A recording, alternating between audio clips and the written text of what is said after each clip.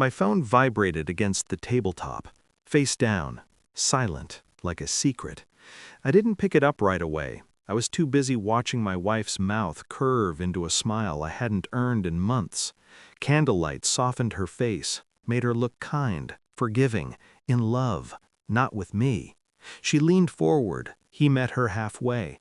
Their kiss was unhurried, practiced, the kind that knows where it's going next. 3 tables away, I sat still, breathing carefully, counting heartbeats.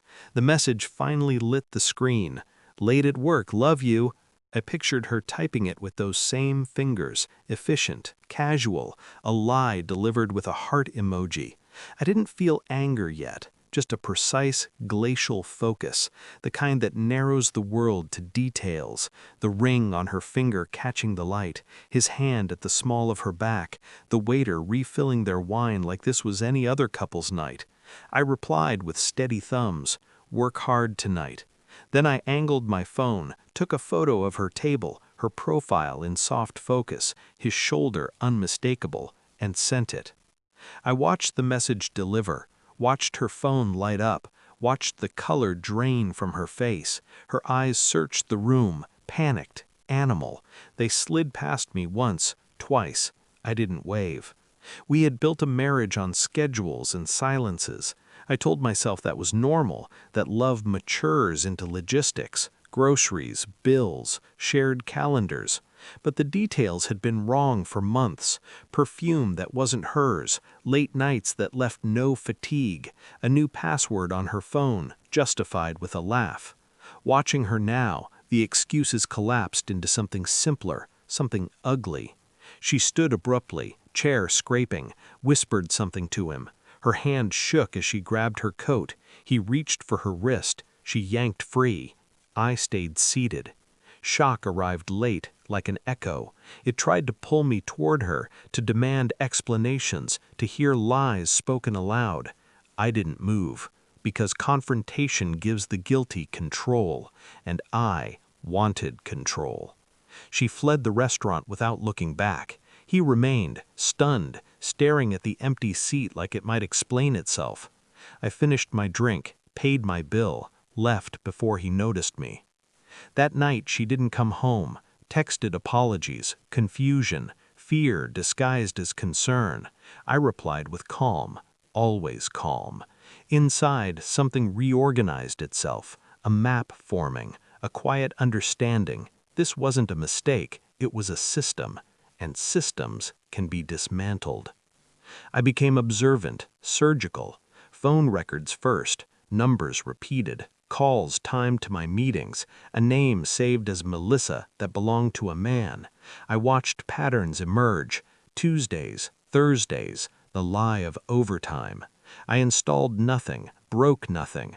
I simply waited and listened, the way you do when you already know the answer and just need confirmation. She noticed my softness, my patience, mistook it for forgiveness. At night she slept easily. I lay awake, cataloging her breaths. Each one felt like theft. I followed her once, parked 2 streets away, watched her enter his apartment building with a key. No photos, no scenes. Evidence doesn't need theatrics. I gathered what mattered. Screenshots, receipts, a timeline so clean it felt clinical.